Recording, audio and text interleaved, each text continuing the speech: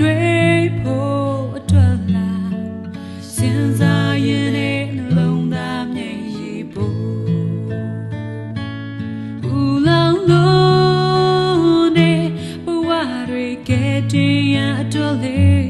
ရှင်သာနေချခြင်းနဲ့ကြွားမြောက်လာတော့